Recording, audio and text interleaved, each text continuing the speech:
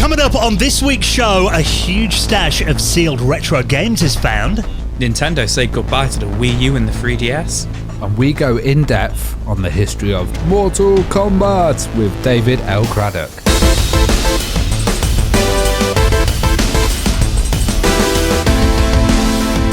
The Retro Hour podcast is brought to you every Friday with our good friends at Bitmap Books. Now, a book that's coming out from them that was formerly a 2-book set, A Gremlin in the Works, the story of Gremlin graphics, now being offered as a single 560-page volume. So if you're a fan of their games, a real in-depth look, and you can check out that book and the rest of their retro gaming collection at bitmapbooks.co.uk.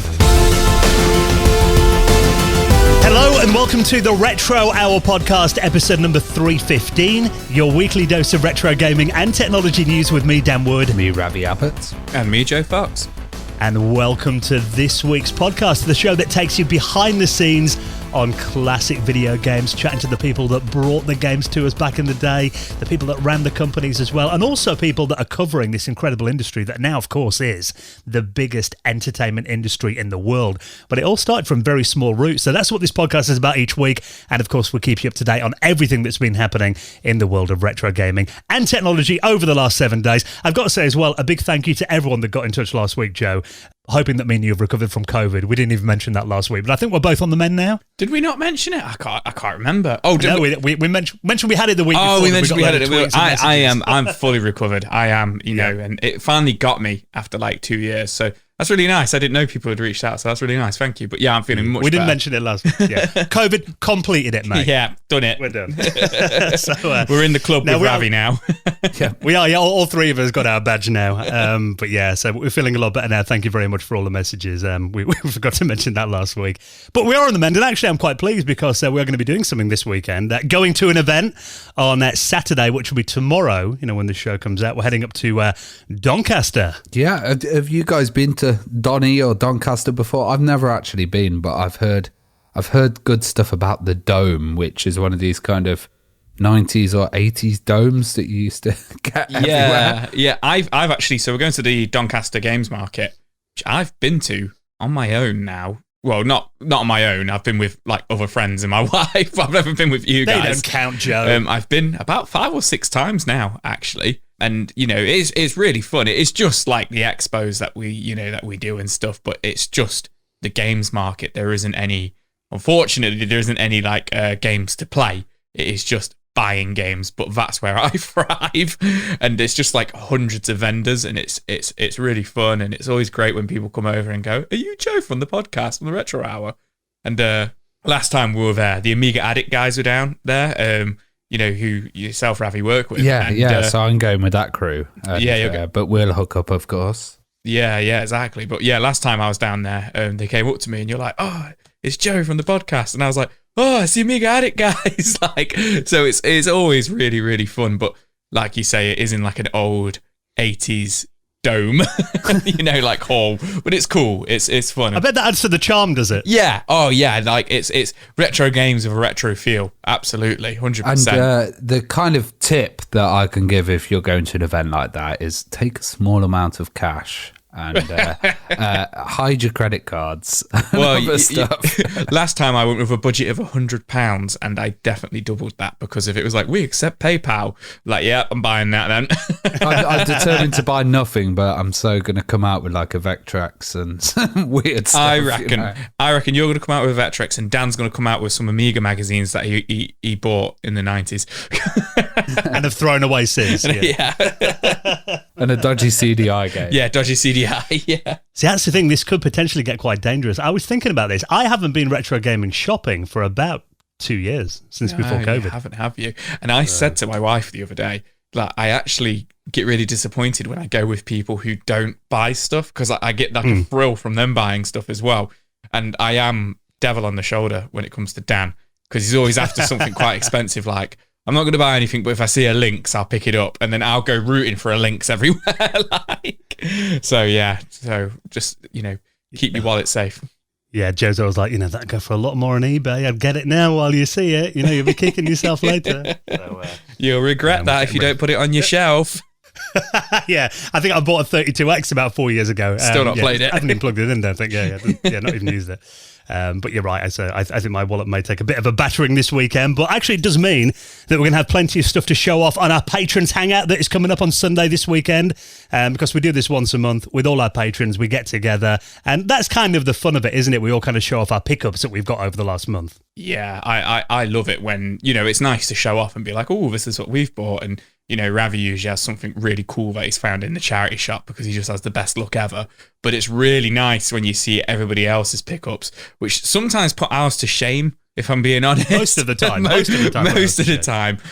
But yeah, always absolutely amazing time on the hangout. The one thing I love on that is when someone picks up an item and goes, I've got this, what is it? And then everyone has to try and work it out. It's like a kind of quiz show or a kids' TV show. Like, what have I got in the box today? It's really good.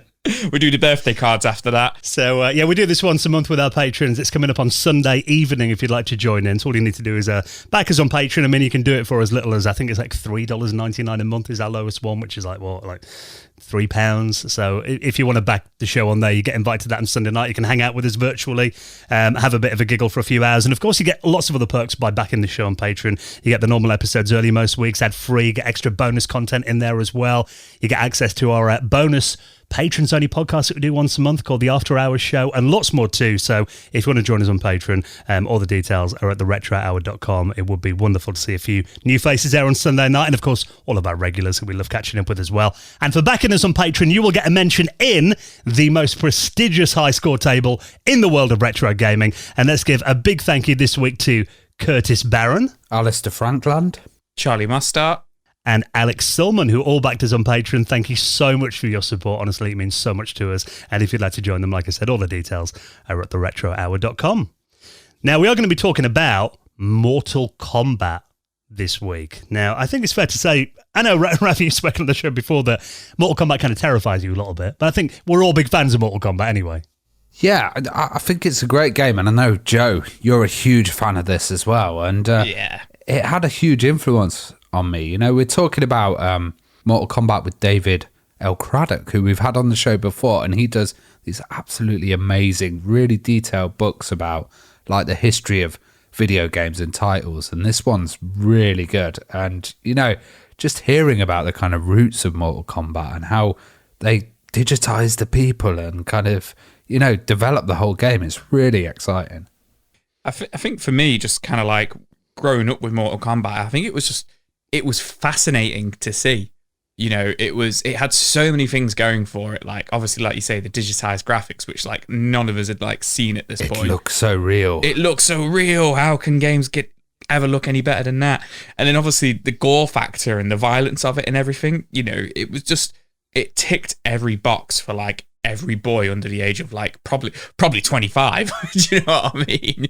Every lad or teenager just absolutely adored it. So I'm really looking forward to listening to it. It was truly adult gaming, wasn't it? Yeah, absolutely. It really tapped into what Sega were trying to do, that kind of like tapping into the older market, the people who had the Nintendo are now becoming teenagers and stuff like that. So it in a way changed gaming. It revolutionized gaming in a way.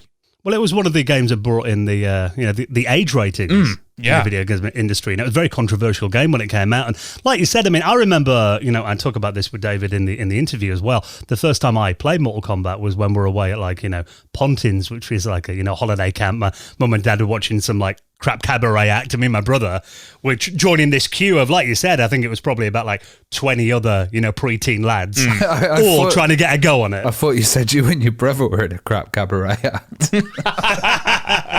No, I didn't come for a few more years there. But yes, I mean, just trying to get on this machine, and oh my God, look at the graphics. And everyone was, no one was playing any other game in there when, Mortal Kombat launched. And when you got that moment when you were the kid that stepped up to the joystick and you were taking on the other kid that had just beaten probably like 5 other kids in a row, it felt like you were literally stepping up to get your ass kicked, which generally did happen. But it was just such a revolution. And you look at that original game now, and I know it looks tame, but the first time, you rip someone else's head off, or, you reach your hand in the chest and pull out the still beating heart. I'd never seen anything like that in a video game before. I'd only ever seen that in Arnold Schwarzenegger films. And Bruce Lee films at that point. So it was like an action movie, wasn't it? it was amazing. And David, we've had him on before talking about his history of FPS games book. He did the Best and Worst Arcade Ports book as well. He is one of the most in-depth researchers that we've ever spoken to. And this is going to be a 3-volume set that he's doing called Long Live Mortal Kombat. Round 1 is going to be out very soon on Kickstarter next month. But he sent me a draft over, and this is already, I think it's about 750 pages, just talking about the first couple of Mortal Kombat games. That's how in-depth he's gone with his research. So he's got some incredible stories. If you ever wondered about the history and the development of Mortal Kombat, those original couple of games and how it all worked, you're going to really enjoy this chat. David L Craddock is coming up on the show in around 40 minutes from now. I say 40 minutes because I normally say 25 and everyone's like, 45 minutes after you guys have chatted about the news. So I'll be a bit more realistic this week. But there is lots of news stories to chat about. So here's one that's going to upset you, Ravi, as our resident Wii U fan. Nintendo are finally saying the long goodbye to the Wii U and the 3DS. Obviously, the consoles were discontinued a couple of years ago, but now the eShops are closing down this summer. Oh, yeah, that's tragic. We've covered kind of eShops closing earlier in the year, and I always find it really disappointing because I always think, how much does it cost to actually keep these up and maintain it? And like the Wii U, I think it's hitting around its 10th birthday now. Yeah, 2012, yeah. Yeah, so it is pretty kind of retro, but man, it's still got a lot of titles that are on the Switch, and it still feels kind of really modern to me. Yeah, it's tough as well because I'm not sure, but some of the titles that are needed to modify the game, to modify the console and install homebrew and stuff are actually on the store. So I don't know if there's any kind of hacks around that and stuff at the moment. I think there are a few ways, but you do actually need a few of these titles to be able to inject codes and then open it up, and you could be losing a lot of games. What do you guys think about it? I think it's interesting. So it's coming to an end late March 2023, so there's still a year on it. However, from the 23rd of May this year, you will no longer be able to use real payments on it, like credit and debit card payments on it. And then I think, is it from August this year? You just can't buy stuff on it anymore. You can't add funds to your You can't add account, funds to your eShop account or anything like that. And it's 3DS as well, isn't it? Yeah, 3DS and Wii U. So you can still download and stuff like that until late March. It's just you essentially, by sounds of things, you won't be able to buy anything from kind of summer this year.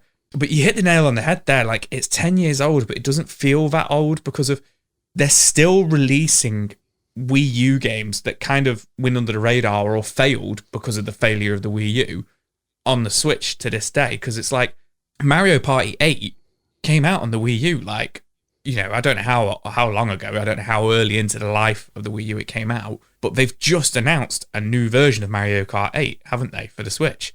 Yeah, and there's a few titles as well that are still just on the Wii U that haven't made it over to the Switch as well. And I feel like some of them will still move over to the Switch because the Switch is, the Wii U is the worst selling Nintendo console of all time. It gets sold at 16 million, but then the Switch is the best selling game, Nintendo console of all time. So it's just I think there's still a lot.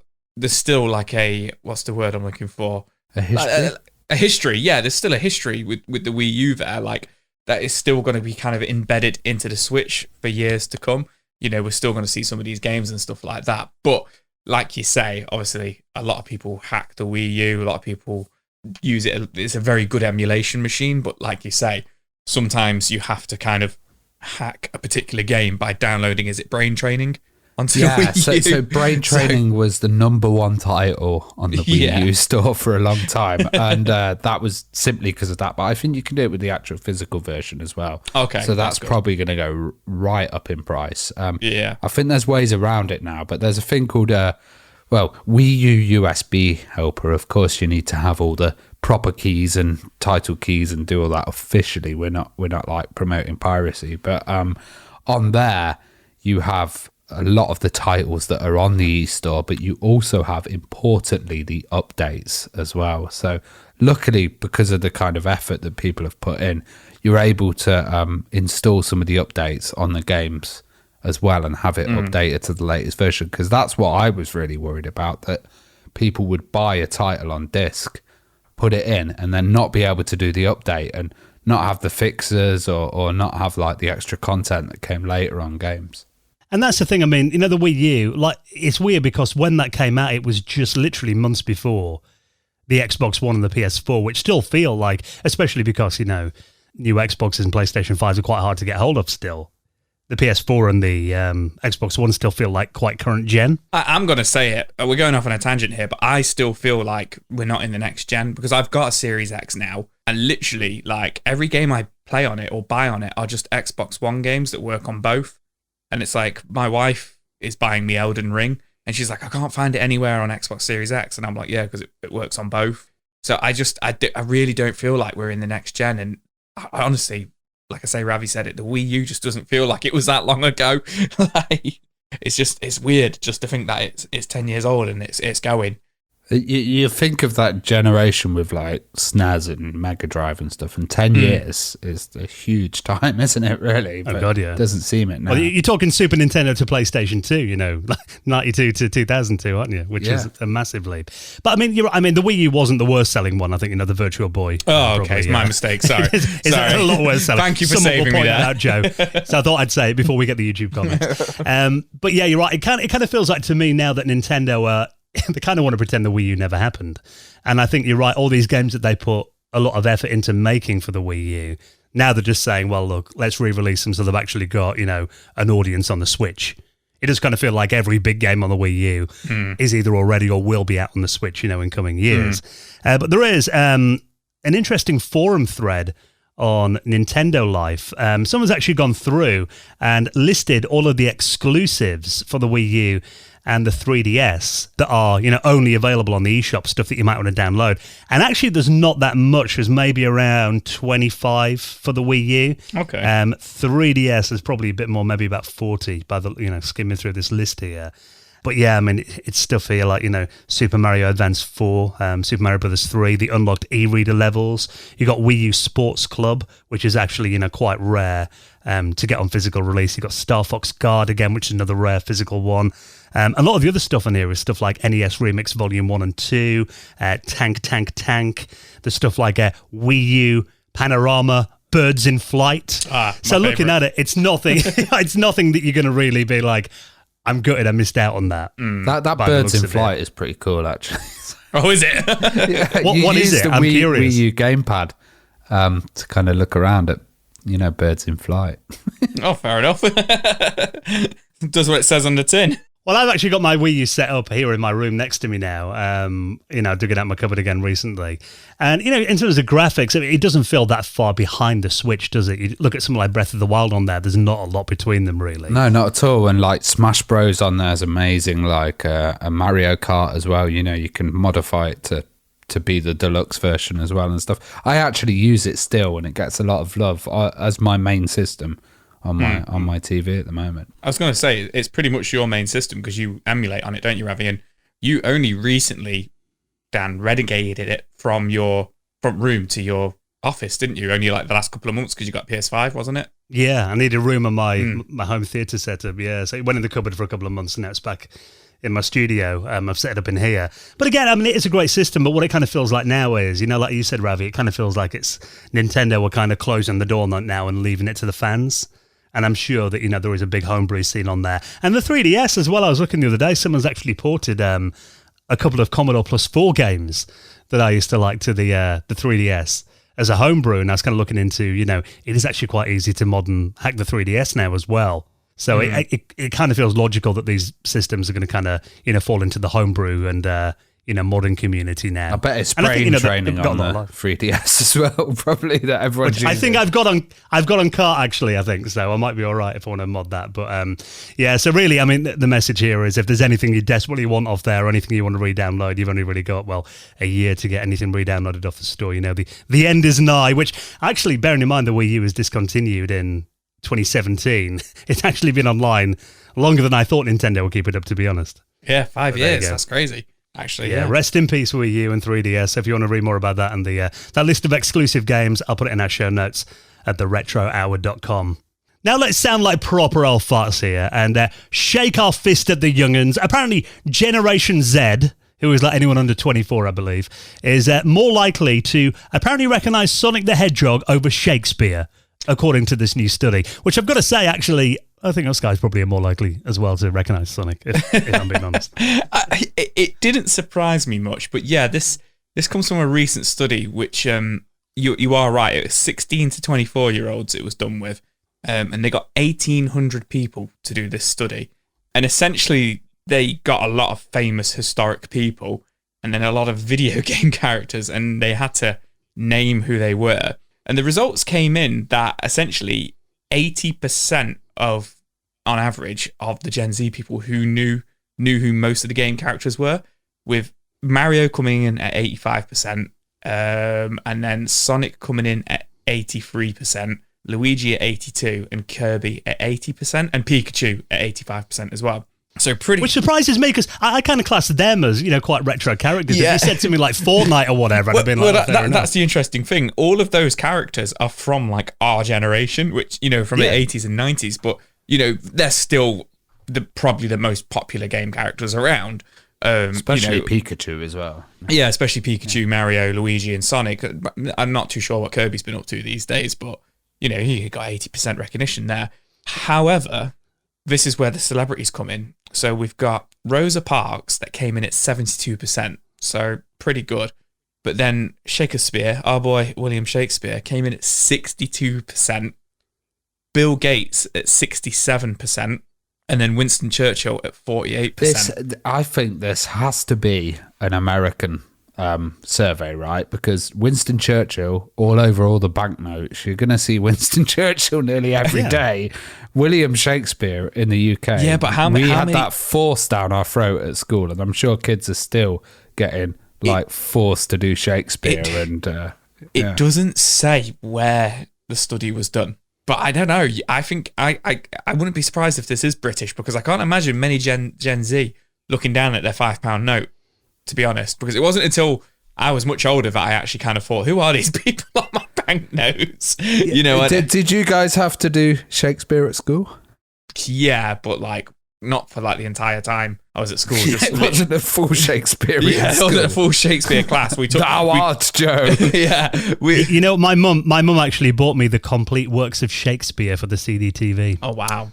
Because I was learning it at school. So of all it was exciting just to get a new game for my computer. But God, yeah, reading that on a CRT. Yeah, it wasn't fun. But looking at this study here, I've got to say I'm actually impressed. They're saying here that William Shakespeare came in fourth at 62% of people recognised him. That is only 1% less than Dua Lipa. I'm going to go ahead and say it. I'm not too sure who that is. Me neither. We're old and famous irrelevant. Pop star with the young'uns. Oh, who is it? So they're a pop star, are they? She is, yeah. She's like one of the most famous pop stars around right now. Well, you work on radio, Dan. Yeah, we play Dua Lipa a lot. I was really worried it was like the Dalai Lama or something. It was somebody really important in history. I was really oh, who is that kind of thing? I think it's an interesting little survey, and I guess this happens with every single generation. Different stuff becomes relevant and stuff, but. The Shakespeare one, you almost know Shakespeare. That's the one that gets me more than anything. Well, the fact that people are recognising, Bill Gates more than a pop star like Dua Lipa, there is a bit of hope there, I think, isn't there, Revy? So, it's an interesting little survey. Doesn't go too much in depth, but if you want to have a little read of that, I'm just proud of It's Sonic. that jumping over the chair video that got Bill Gates to number one. Do you remember? All the young'uns are watching that on TikTok. He used to do that. He used to, in interviews, he'd go, I can jump over an office chair, and then he'd do it in one move. Yeah, look that up if you haven't seen it. I've never seen that before. Let's talk about Square Enix then, because obviously I know you're kind of our resident RPG fan, Joe. You love your 2D RPGs as well, and it turns out that they want to make more of these. There's actually a bit of a comeback for the 2D role-playing game. Yeah, so I'm a massive 2D RPG fan. Definitely in the kind of the SNES area. I love Final Fantasy 4, 5, and 6, and Secret of Mana and Chrono Trigger. Some of my favorite games of all time, and I've got so much nostalgia for them. But this kind of comes off the back of Square Enix. They're bringing out a game called Triangle Strategy. which I've not checked out, but they released a game a couple of years ago as well called Octopath Traveler, which was kind of like a pseudo sequel to Final Fantasy VI. It had a lot of the same development team and stuff like that, 25 years later. And apparently they're both excellent games, and they've got what they call HD 2D is kind of like, the art style of the game. And I don't know if you guys are looking at them, but they look absolutely beautiful, these games do. And Yeah. they play just like, the old school kind of like SNES RPGs and tactic games and stuff. And essentially, there's been an interview with Famitsu. I think Famitsu translated it, and it was on Square Enix Japanese YouTube channel where they're interviewing the developers of Triangle Strategy, who have revealed that the president of Square Enix has essentially turned around and says he wants them to make more HD 2D SNES games, like style games.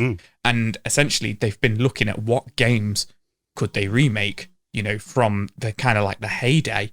And they're literally throwing out the games that I've just kind of mentioned. They're looking at games such as Chrono Trigger, and they're looking at Secret of Mana and Seiken Densetsu, and all these kind of games that I grew up playing on, SNES ROMs and stuff like that, which I absolutely love. But I think it's really cool to see like a AAA developer, Square Enix, who don't just make RPG games, they make a lot of shooters and stuff like that. And they obviously their modern Final Fantasy games are like, the Final Fantasy VII Remake and Final Fantasy 15 are like massive, huge 3D games of Final Fantasy VII. I'd go as far as to say had the most beautiful graphics I've ever seen on the PS4. They're absolutely amazing. But it's so awesome to see that it's not just like a division within Square Enix. It's the actual president of Square Enix is like, you know what, we're onto something here with these HD 2D games. Well, let's see what we can revisit. They've actually got the name HD 2D. So HD/2D and HD 2D are now actually registered for Square Enix solely. So this looks like it's a whole area that they're actually going into as a strategy to kind of, remaster it in this new way. Yeah, and I'm all for it. I am, because if a lot of these games, that I'm going on about that came out on the Super Nintendo and stuff, didn't get, they got a hell of a lot of love in Japan and they got a bit of love in America, but some of them didn't ever make it over to the UK or have really kind of limited releases back in the 90s in the UK. And often limited releases in the US as well. So I think it'd be really good to see them again on the Switch and, the Xbox One and stuff like that. And honestly, looking at these images of Triangle Strategy, it looks real. Those pictures look like a real life model that somebody's made, with little 2D sprites. Like a cardboard cutout. Yeah, like a model railway set. They pop out of the screen. It looks like it's coming out of the screen without any trickery or anything. It just looks amazing. So the thing that does it is the kind of focus. So on the edges of the screen, it loses focus and it's got that really nice depth. Oh yeah, you're right. That's how they do it. And then it focuses on, even though there's so much dimension and there's so much going on, it focuses on what the characters and the buildings are doing. Yeah, and it's like a kind of photographer's style trick. Yeah. Really nice. Yeah, really beautiful. Well, we've got lots more stories to talk about in a moment, including this massive stash of factory-sealed games that's been found from an old game shop after 27 years. Before we do that, let's take a quick pause just to give a massive thank you to one of our most loyal supporters of the Retro Hour podcast, and this is our wonderful friends at Future Publishing, who, of course, bring you loads of incredible gaming magazines, including Retro Gamer. Now, the thing is with Future, we've talked before, Ravi, that, we grew up with Future Publishing's magazines, didn't we? I remember reading Amiga Power, Amiga Former, Edge and stuff like that when I was a kid. I think the shelves were dominated with Future magazines when I was younger. They were the coolest ones that you could get. And obviously, they've got some incredible titles today, whether you're into the new generation of consoles and PC gaming or the retro stuff like we talk about. They do, for example, PC Gamer magazine, which you've been reading, celebrating the golden age of PC gaming, actually, isn't it? Yeah, and it kind of keeps me up to date as well with the new stuff. But they always have a little heart back to the originals, and there's really good research and stuff. They've got a hands-on preview with the Settlers as well, and I don't know how many Settlers games I've seen come out over the time. Homeworld 3 as well. They're looking at the Steam Deck, which is a really interesting bit of kit. and The Matrix as well, which is like a bizarre Matrix MMO that just won't die, which is really interesting. And you've got Edge magazine that gives you, I think, the best video game journalism ever. They go so in depth, and it's all such a good read. And actually, they're talking about this massive new indie game that's really hyped at the moment, Somerville, on the cover of the latest edition of that. They also do Play Magazine if you're a PlayStation fan, talking about Final Fantasy Origin. And actually, there's a preview of the PS VR 2, which I've talked about the PlayStation VR, and I haven't used mine for about a year. When I'm looking at this and I'm thinking, oh, that looks cool. I'm thinking I might buy one. I don't know. It looks pretty cool. But I've heard a lot of people are still saying the Quest 2 is cooler. Yeah. So yeah. I don't know. I'm not convinced yet because they've not said that Resident Evil 4's on it yet. So, that's the selling point for me. I think I'm going to take the Quest 2 plunge at some point soon. Oh, you won't be able to get rid of me if you get that, Ravi. I really need to check out the VR world, yeah. And of course, they do Retro Gamer. That if you listen to our podcast each week, you need to be reading Retro Gamer magazine. In the current issue, the cover feature the evolution of Earthworm Jim. Dave Perry, Nick Brucci, Tommy Tallarico, talking about the twisted journey of the iconic 90s hero. And they've also got the ultimate guide to Pinball Dreams as well. I think Pinball Dreams and Pinball Fantasies and Slam Till, still my favourite pinball simulators. You don't see many pinball games in the charts nowadays, do you? No, they were incredible games as well. So it's nice to get the inside story on Digital Illusions classic games as well. They're talking about collecting Sonic games as well, like a collector's guide on that. They've got an interview, a 6-page interview with James Rolfe, the angry video game. They're talking about rubbish video games and reaching 200 videos as well. And there's a look at Paperboy. They do a really great little feature where they take you back to a certain year, and they're going back to May 2005 in their Back to the Noughties feature. So Retro Gamer magazine, if you like our show, you need to be reading it. And actually, we've got you an incredible offer. Now, I will just say, make sure you take advantage of this now. The amount of tweets we get in like 2 or 3 months' time, people go, oh, God, I missed out on it. Because we want to give you a chance to get 3 issues of your favourite future publishing magazine, Retro Gamer, PC Gamer, Edge, or Play, for just £1. It's awesome. I actually did this deal, and I got them, and I kind of forget that I have them, and they just arrive, and I'm like, oh my God, free issues for £1. It's crazy. So that saves you up to 95% on the cover price. Now, all you have to do, if you want to take advantage of this offer, do it quickly. And of course, you're going to be really helping out our podcast by taking advantage of our sponsors' offers. Head to this link, magazinesdirect.com/retro hour. That is our exclusive link for you. You'll get 3 issues for just £1, save 95% on the cover price at magazinesdirect.com/retro hour. And a huge thank you to our mates at Future Publishing for their continued support of our show. Now, this video, Joe, I imagine when you watched it, it's probably got your heart beating quite a bit. Imagine we see stuff like this at the Doncaster gaming market at the weekend. This is a massive stash of video games, rare factory-sealed Super Nintendo games in particular they're talking about here, that have been in storage for 27 years. This was a video game store that closed in 1994, and there are some absolute gems that they've discovered in here. Oh, absolutely. So this comes from This Is Game Room, their YouTube channel. And essentially, a video game store closed down in Nebraska in 1994. And they packed away their entire stock into a storage unit. And that storage unit has now been uncovered. And there is a absolute treasure trove in there. There is so many, Mega Drive, SNES, Sega Saturn, 3DO, Sega CD games. It's insane what's in there. Because you got to think 1994 is when the next gen was coming out. It was on the cusp, and there was so much going off with Sega. There was the Mega Drive, the 32X, the Sega CD, and the Sega CD, kind of knocking about. And then, you've got the Super Nintendo and the NES, and still, the NES in 1994 still had a couple games coming out. But they've got all these amazing games, but as they dig through it, they then get to the case of sealed Super Nintendo games, which I know we've discussed the value of sealed games recently, and there's such a huge buzz around them at the moment. And, there's a couple of, decent games in there, but there is some absolute massive big hitters in there. There's Castlevania Bloodlines for the Sega Mega Drive. There's Brainlord, Breath of Fire 2.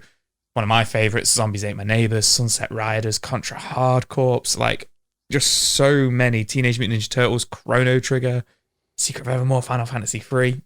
Insane titles. And these games are selling for like well over $1,000 and £1,000 on eBay sealed at the moment. So the guy who's found these and got a hold of them, I don't know what his plans are with them, but he's hit the jackpot.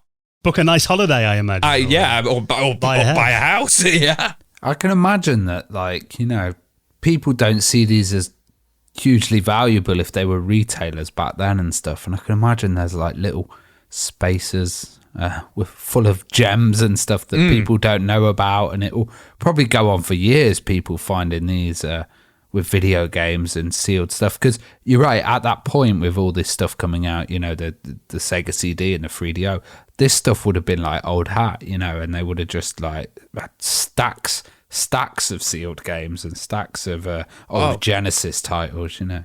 Yeah, absolutely. And it's, you know, and it's insane because it's like a lot of these games that I've just listed off as well kind of comes back to our story about Square Enix. Like some of these games are like had limited runs in America. So, you know, like Chrono Trigger, and I mean, I don't know how limited they were, but you know, some these are like holy grail games that people are like, you must have these games in your collection. For them to find them sealed is insane. But wouldn't it have been funny if it was like somebody who found it had no idea what they were and wasn't bothered and just chucked them all away? It comes back to that Metal Jesus video from about 4 or 5 years ago where he found somebody on Craigslist where a similar situation where a shop had closed down and unfortunately the guy had passed away and the mum had inherited it all. And she had it all in like a barn. And it turned out she was like burning them to like run like the heating for the farm that she lived on.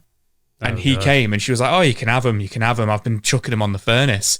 And it was like Super Metroid and stuff like that. Nintendo World Champion. Yeah, Earthbound and stuff like that. Like she's just like, I've been burning them to, you know, to run the house. And it was just like, he's, you know, insane. He took like an entire car's worth. Like he paid for them, but it reminds me of there's an LGR video this week about where he went back to this warehouse. Yeah, I've not watched that yet. Yeah, that's just amazing. And they're just trying to get rid of the stuff because they've got so much of it, and it's not, and they don't see it as a kind of valuable thing. They just want to get it out of the space. And it's like, for us, it's like, oh my God, heaven. But some people, it's just like taking up room, you know? Yeah. Which is, I mean, because you think back then, and I wondered this, you know, I was thinking then, if you want to make a big profit off a game shop, you know, should you open one now? Or just maybe buy, you know, a massive stash of sealed Nintendo Switch games, put them in your attic for 20, 30 years, and you're going to make a fortune. But, I mean, you think now something like Grand Theft Auto 5, that sold 155 million copies over the last decade. And this is the thing, you know, I don't know the sales numbers of some of these games, but some of these games sold way less than 100,000. So some like 100,000, 10,000 even could get you in the charts. But then you're becoming the guy who's at home with a Wii U collection and like 90 years old. Like, are you ready? This is my retirement, kids.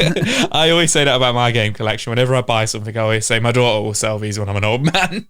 As soon as you're gone, get rid of them. Yeah, as soon as I'm gone, she'll chuck them on that furnace to heat the house. That'll be it. You know what? It's weird because I know a guy I watch on YouTube, actually, he's been like buying a load of 360 games and actually selling them for a bit of profit now on eBay. And I know you were saying the other day, Ravi, you're always in charity shops and stuff, and you're thinking of maybe getting a PlayStation 2 collection. Is the time kind of right? And they were talking about the Wii U before, and I kind of think maybe that is a system that's got more likelihood of being a valuable collector's item in the future just because it was a failure.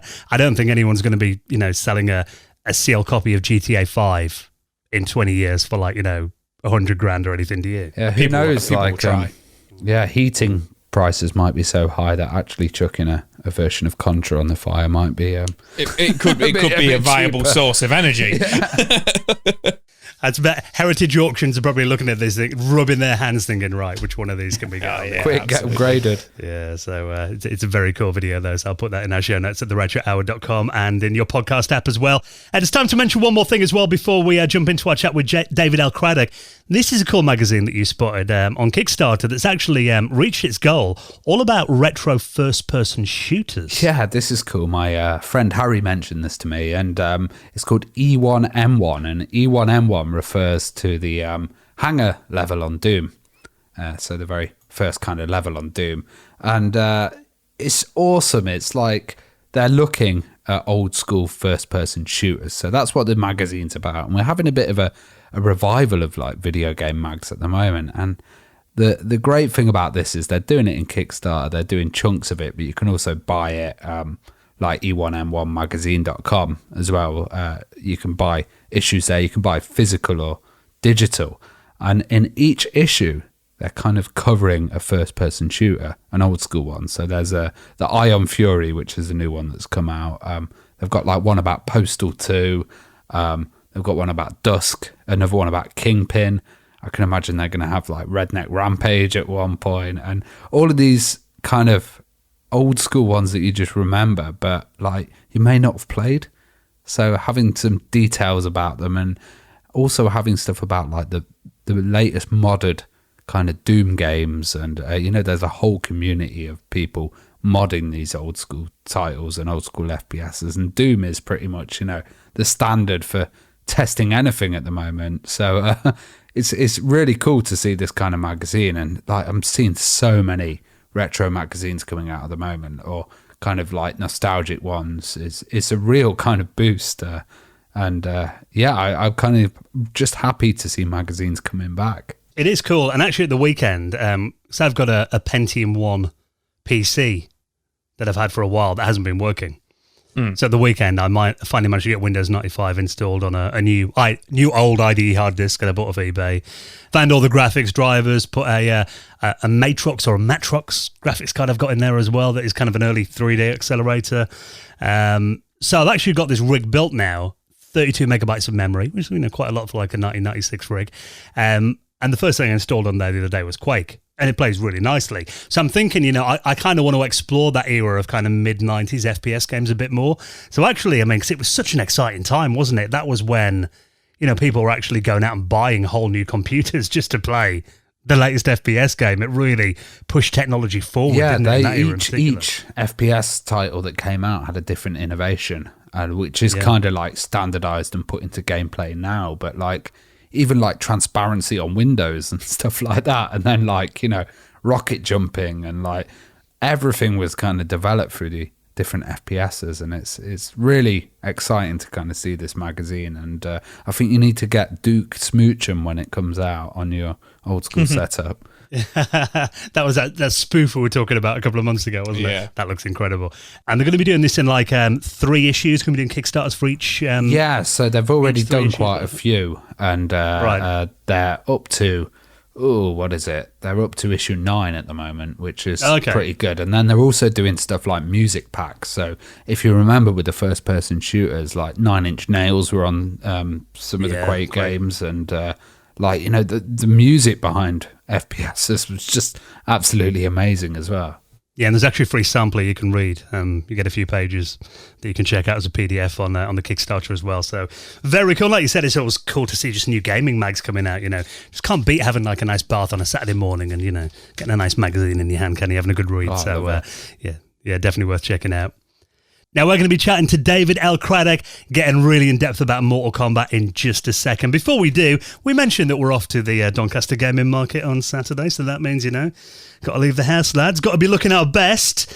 And actually, it's quite timely that our friends at Harry's are sponsoring this week's show as well. So that means not only do Harry's obviously have all your shaving needs taken care of. We've talked about them before. They're super sharp razors. They give you an incredible shave. But actually, they've got your entire morning routine covered, from close shaves to flake-free hair, all the way to clear, healthy skin. Harry's mission is to help guys feel good. And actually, because they've sponsored this week's episode, we're offering a free travel-size shower gel with a trail set to our listeners to give you a chance to try their other products as well as a shave too. And we're all big fans of Harry's, and I think it's very timely as well. We're all, we've all got holidays coming up in the next few months as well. The world's reopening. We're going to be getting on planes and traveling soon. And you know what? I shaved my beard the other day, actually. Harry's... Ravi looks about 25 now. I'm going to grow it back, but Harry's really helped as well, because if you've not shaved for kind of a long time, it can get really itchy, and you're just like, my face is cold. And it was really nice to have the good shaving foam and 5-blade cartridge as well, and get that really close shave. Yeah, that really smooth finish that it gives you as well. So this trial set, I mean, if you're going on holiday as well, this is perfect because, one thing I love about having all this stuff together is, having a shave in the shower. It's really easy. Before you go out, get it all done at once. So they'll give you an expertly engineered weighted handle, one 5-blade cartridge created by their artisans in their own German factory with a precision trimmer. You get a handy foaming shave gel for effective lubrication. Means you get that really smooth gel. It's not itchy or anything like that. It doesn't irritate your skin. You also get a travel blade cover for your adventures this summer as well, and a free shower gel for our listeners too. So we'd love you to take up this incredible offer. Give Harry's a try, see how they can transform your morning routine, and make sure that you support the podcast by redeeming your free trial set now. All you got to do is cover the £3.95 for delivery. Use our exclusive link, harrys.com/retro, to have your set delivered and start a shave plan. And your freebie is going to be added at checkout. No vouchers to remember, anything like that. Head to harrys.com/retro, and a massive thank you to Harry's for their support of our show. All right then, so are we ready to get some stories about one of our favourite video game series, going right back to the start of Mortal Kombat, with author David L Craddock, who's behind this incredible new trilogy of books that are coming out, Long Live Mortal Kombat, and he's going to be on the Retro Hour podcast next.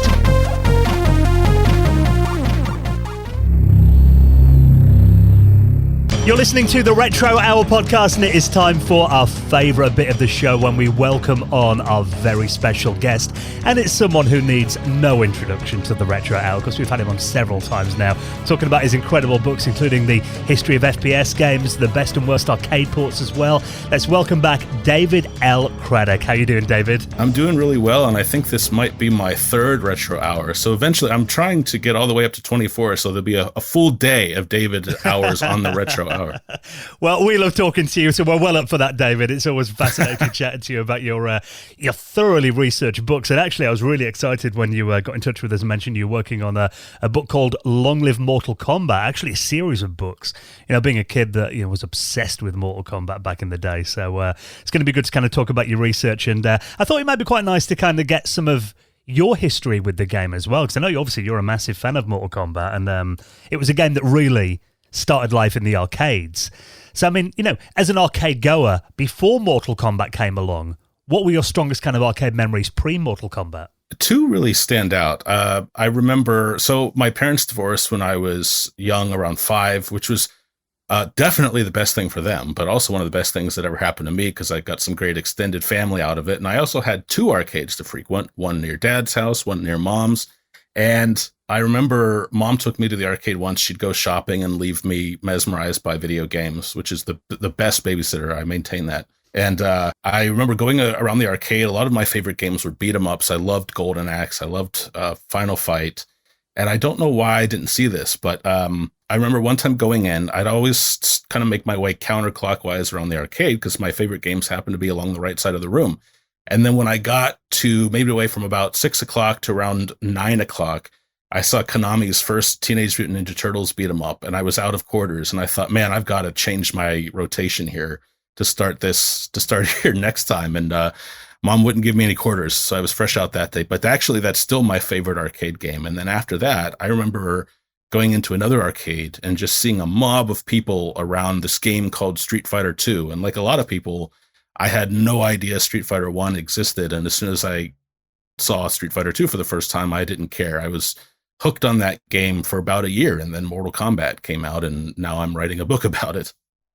Well, tell us the first time you kind of saw it. And did you see it in an arcade form? And was it just surrounded with people?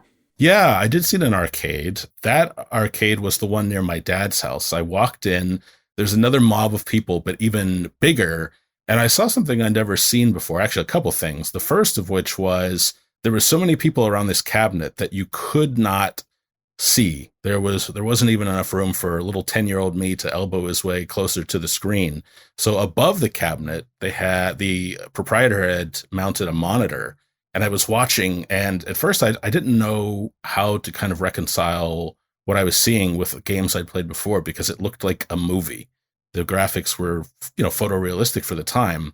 And then I saw the second thing I'd never seen before, which was the sky going dark and one of the characters punching through the other guy's chest and ripping his heart out. Mm. And I just thought, coming from Street Fighter and Ninja Turtles, I don't know what to make of this. I didn't think you could do that sort of thing in video games. And next time I went back to the arcade, I waited in a long line and got to play it. Probably played Scorpion or Sub-Zero. Ninjas are so awesome. Kids love ninjas. And I've been hooked ever since. Well, you mentioned about the crowd around the machine.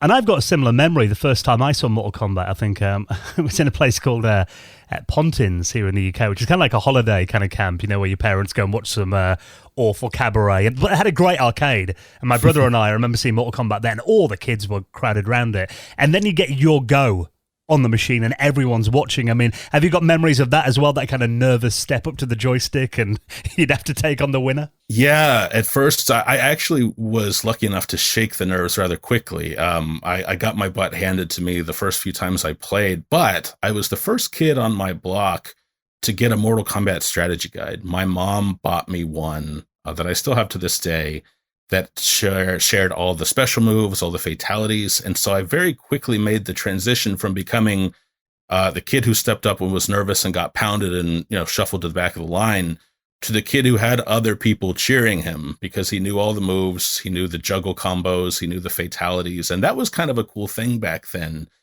It was like watching a pro wrestling match or a boxing match where the crowd is just kind of part of the show.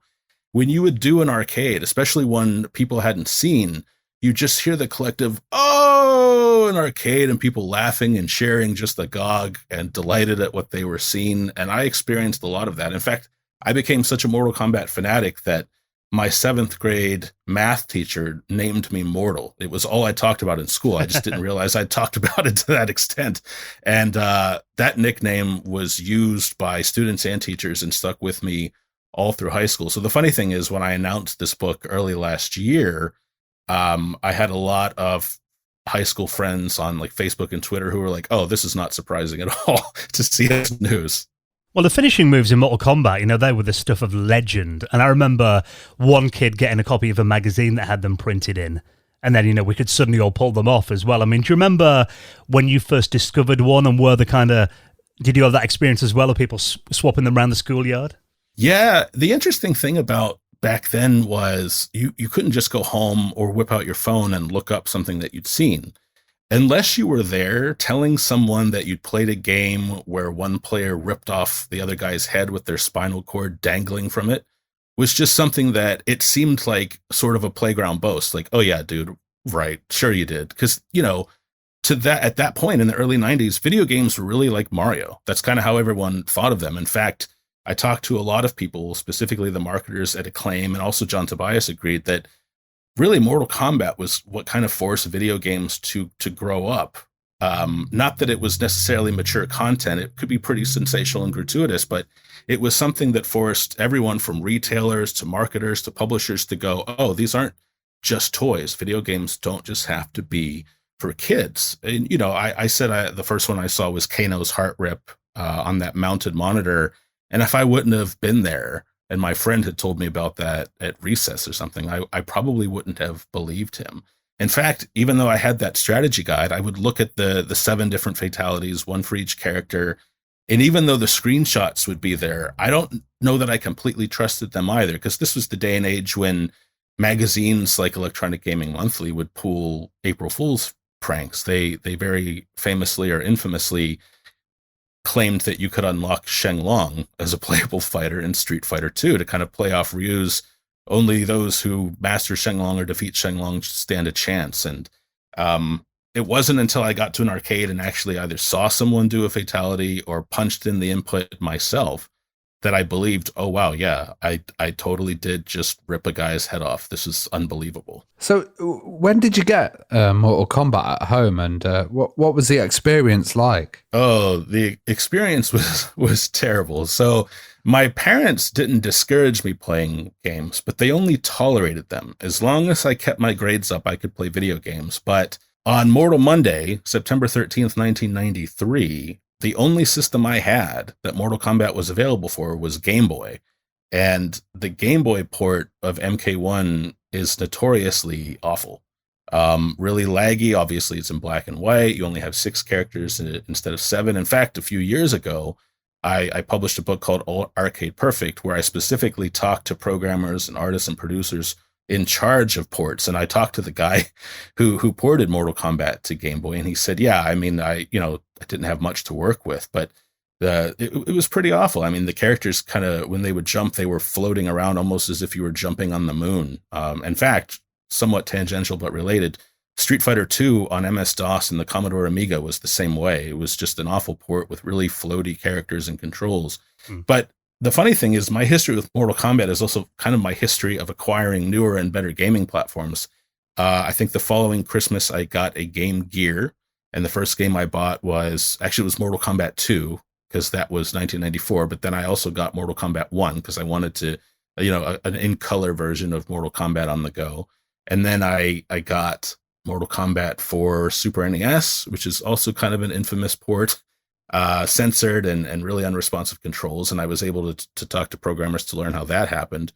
And then finally, the MS-DOS port, which was as close to Arcade Perfect as you could get back then. So it was almost like the Can It Run crisis of the early 1990s. As soon as I'd get a new platform, I would get Mortal Kombat and just compare and contrast how each different version looked, sounded, and played. I remember having the Amiga version, and we used to get kind of copies, and Sonya would never work on any of the pirated copies. I think it had really good protection back then. You had the same copy I had, Ravi. I always love hearing the little ways that the creative ways that developers and publishers try to thwart pirates, other than using like a code like, hey, turn to page 13, paragraph 1, line 2, first letter of the instruction manual or something. Because especially today, when people do that and they're like, oh, hey, this boss has a big head for me, and everyone's like, oh, you pirated it. So it's always kind of funny. Well, the book is called Long Live Mortal Kombat. Now, this is the first of 3 volumes. So tell us how this came about and kind of what's the vibe, and how come it's going to be 3 different books? Sure. So this is Long Live Mortal Kombat Round 1. Book 2 will be Round 2, and then Book 3 will be Final Round, because in Mortal Kombat, you have to win 2 out of 3. And this came about initially because I'd always wanted to write about Mortal Kombat. But as you mentioned at the beginning of the show, I've written a lot of video game history books or biographies at this point. So even though I love a lot of the games and companies that a lot of people enjoy, such as Nintendo, such as Mortal Kombat, I don't really like retreading old ground. I'm at the point where I'm very selective about what I want to write about, even though I enjoy it. As another example, I love the Soulsborne games, but I only recently found kind of my point of entry that would distinguish them from everything else that's been written. I started by writing about arcade ports for my book Arcade Perfect, because as a kid, even though I got to play Mortal Kombat games in arcades occasionally, my parents weren't always willing to hand over, $5 worth of quarters for me to experiment and probably get my ass kicked to learn. So I played more Mortal Kombat games at home, and I was always interested in how the arcade ports came to be. And as a kid, comparing and contrasting screenshots and magazines, wondering why the Genesis version looked inferior to the Super NES. But Genesis has blood code, so that makes it better. And I wrote that, and I talked to John Tobias for that. He was very gracious with his time back then, and he has been over the last year. And then I was thinking, obviously I want to write a full book just about Mortal Kombat. Really, Arcade Perfect was written because I wanted to write about Mortal Kombat. But I thought, well, what's my point of entry? Because people have been writing about Mortal Kombat for going on 30 years as of this October. And then I thought, as a fan, I discovered the game when I was 10. Mortal Kombat turns 30 in October. I turn 40 in March. So I'll have been with it every step of the way. And as a big fan, I followed its high highs and its very, very low lows. And the thing that always kept Mortal Kombat going, in my opinion, was the fan enthusiasm for it. Even when there was a bad game released, in terms of critical scores, such as, Mortal Kombat Mythology Sub-Zero or Special Forces, the Mortal Kombat fans still kind of kept the flame alive. They wanted it to give Mortal Kombat another chance, see if it could come back better than ever. And I think a part of that was because of Mortal Kombat's lore. Capcom spent literally years iterating on Street Fighter without a lot of changes to the story. Whereas Mortal Kombat, you got sequels more often. You got new looks for returning characters. You had a lot of new characters who were very intriguing in terms of how they kind of fit into the storyline that John Tobias and Ed Boon were building. And so I thought, I want to write a book where I want to write a series of books where I examine each era of Mortal Kombat. So to me, that's arcade, the 3D console games, and then the reboot era, starting with 2011's Mortal Kombat 9. And then each book, I want to write not only about how the games were made, kind of taking people behind closed doors to hear firsthand accounts from the developers, but I want to write about fan stories in the Mortal Kombat fandom, because you guys know this. If you grew up playing Mortal Kombat, you also grew up seeing video games demonized in the press, by parents, by politicians. Yeah. And I just remember thinking, like, my mom let me play Mortal Kombat when I was 10. She didn't like it. She found it disgusting, but she said, as long as you're not getting in fights or anything, you can play this game. It's not real, so why would I have a problem with that? And I just remember all the sensationalism around Mortal Kombat's violence made me think, I don't really know of anyone killing each other because of this game, or games like, later on Grand Theft Auto or Manhunt. And I wanted to kind of get to the bottom of that. I actually talked to a couple of psychologists about the history of violence in video games, and I talked to fans who unanimously had nothing but positive things to say about how Mortal Kombat had shaped their lives. I talked to a guy in Russia whose arcade was kind of co-opted by drug dealers who would do deals there, and they would beat up anyone who didn't go away and leave their turf.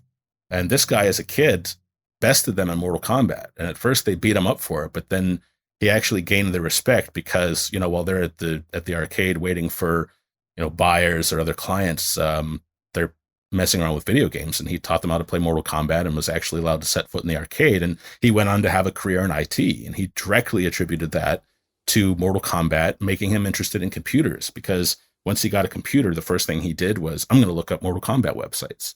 And there weren't a lot out there. So then he wrote Mortal Kombat guides for websites. He started his own Mortal Kombat sites, and that led to him being a healthy, functional adult who never murdered anyone and who has a very good career.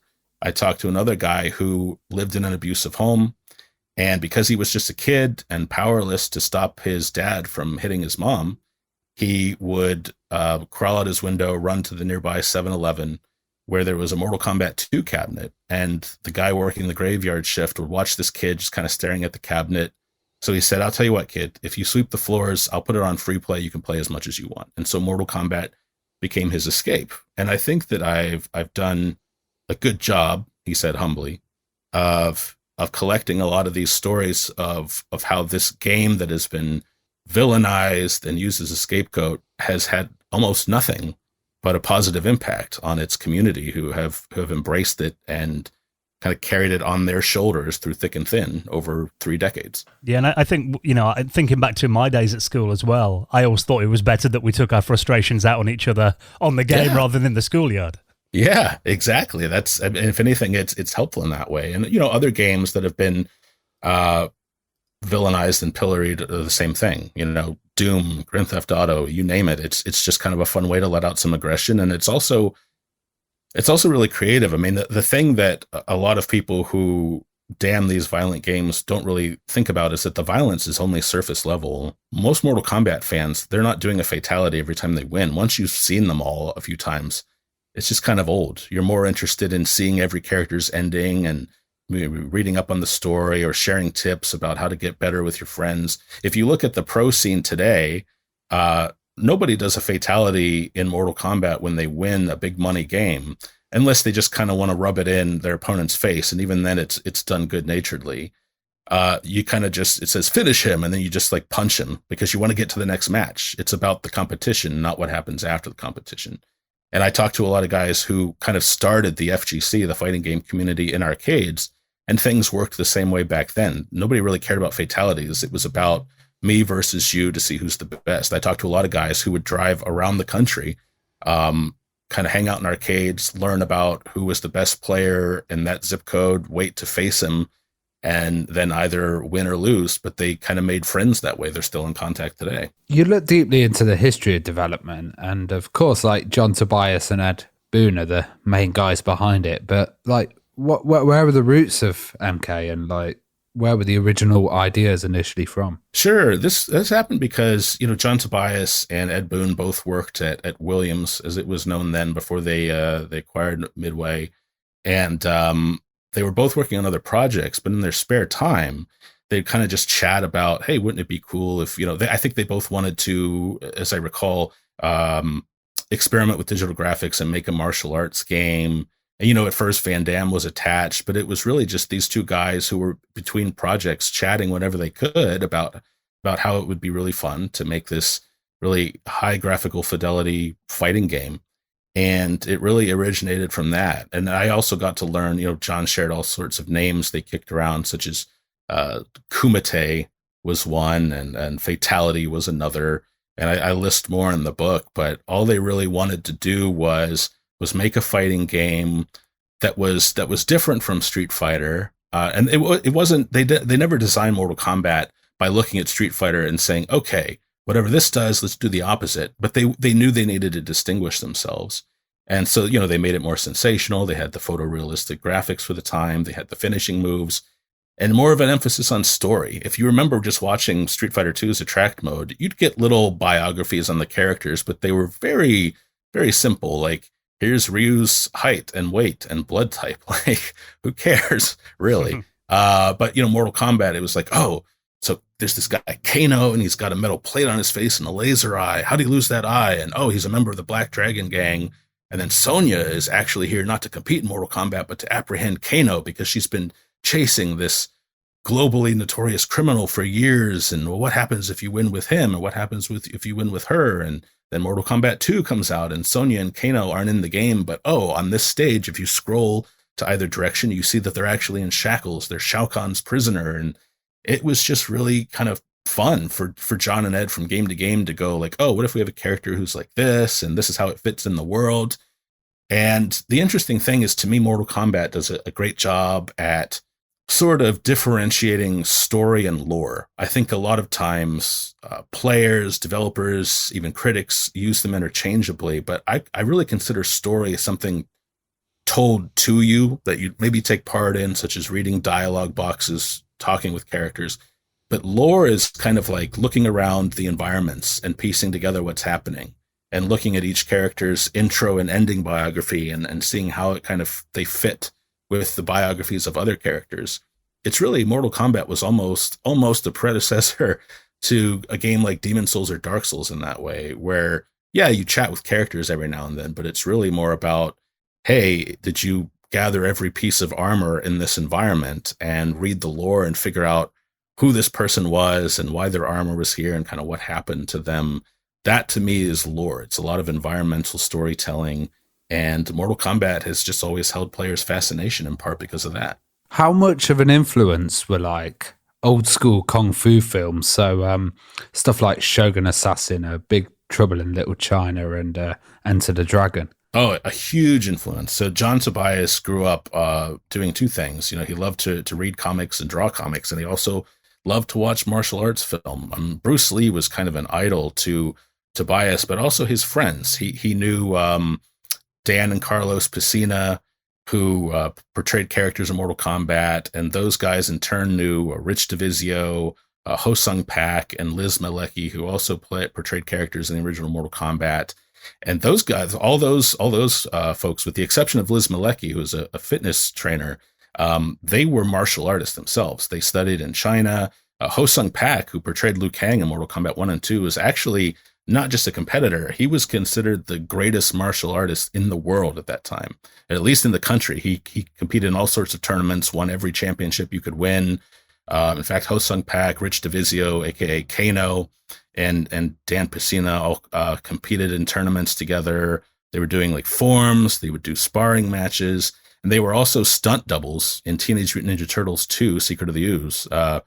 Dan and Rich played foot soldiers, and they said it was kind of funny. They'd get punched or kicked and fly off camera, and then they'd wait a little bit, and they'd come running back in as another foot soldier to get beat up by the turtles.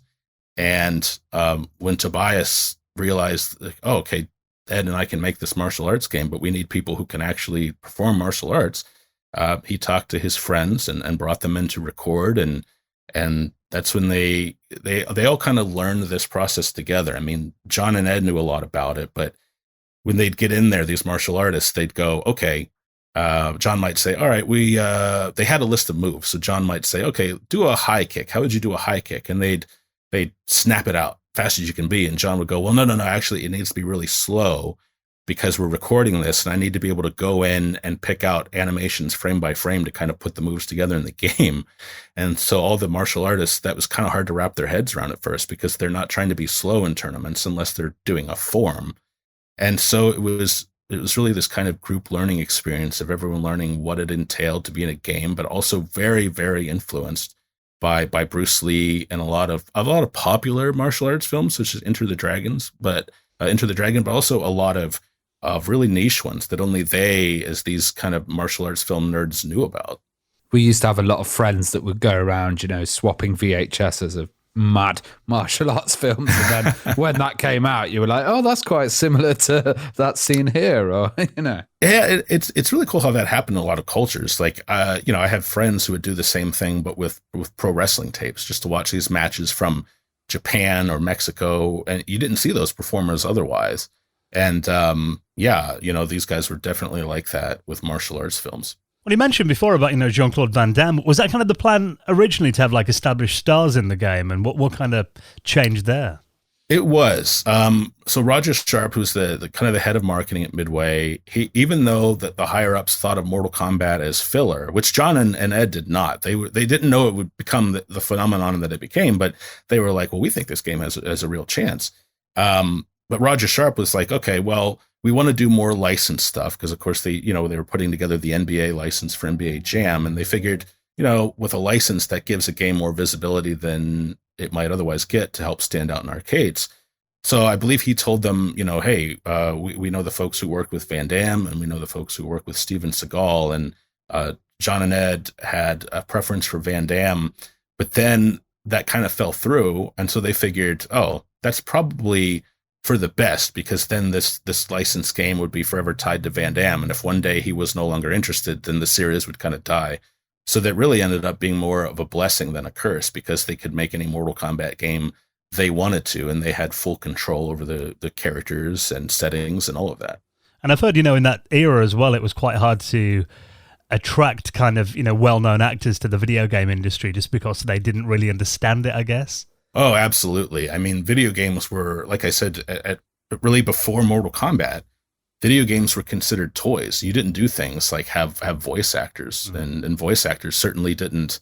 I would say voice actors in general probably viewed video games the way Hollywood actors viewed TV before the rise of HBO and Showtime. Like, oh, why would I star in a TV show? I do movies. Voice actors are like, well, why would I lend my voice to a game? I'm doing, animated films. And one of the companies that kind of made inroads there was Sierra, when they hired, I can't think of his name, but for King's Quest V, they got the voice actor who voiced the Beast in Beauty and the Beast. And everyone else every other character was just voiced by a developer of the studio, which is why voice acting back then was pretty spotty. But that's actually another fun bit of trivia John shared. He said, up until a certain point, Ed Boon did the voices for everyone. He was Jax shouting, "Gotcha!" in Mortal Kombat 2 when he'd grab you and punch you in the face. Liu Kang's, martial arts cries.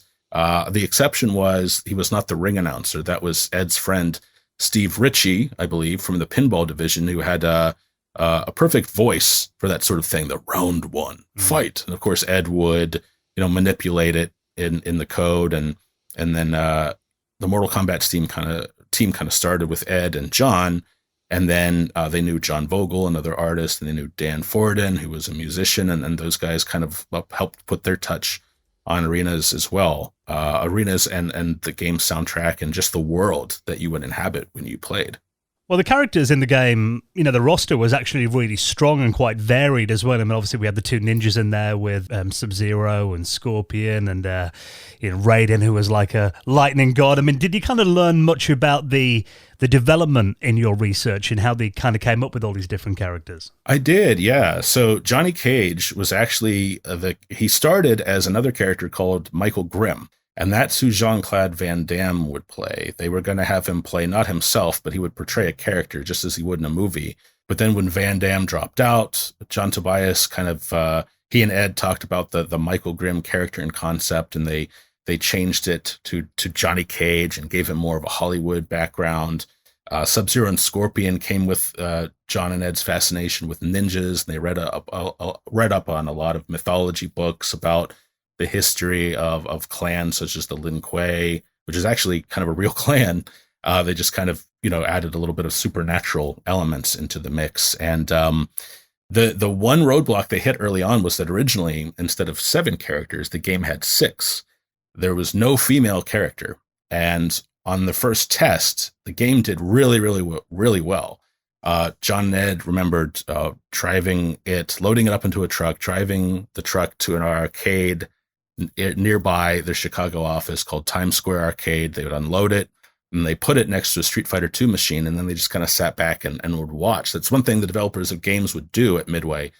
They would usually hang out just to watch and see how people reacted, not necessarily hoping for wow, this game is awesome. But if they got frustrated, they would want to know where they got frustrated and kind of suss out why as they continued to work on the game. And they actually, Ed and John watched as Mortal Kombat pulled more and more people from Street Fighter 2 until there was eventually no one playing Street Fighter. Everyone was crowded around Mortal Kombat. But the one piece of feedback, Ken Fidesna, whom I also spoke with, who was one of the managers at Midway, one note he had from his meetings, and he gave me access to all these notes from his meetings that he took, sales numbers, everything. He said, you need a female character. Street Fighter has a female character, and also, you can't just have guys. We need kind of a woman, probably a sexier woman, given the demographic for arcade games back then. And that's where Sonya came in. Elizabeth Malecki, everyone called her Liz. She was not a martial artist, but she was a physical fitness expert.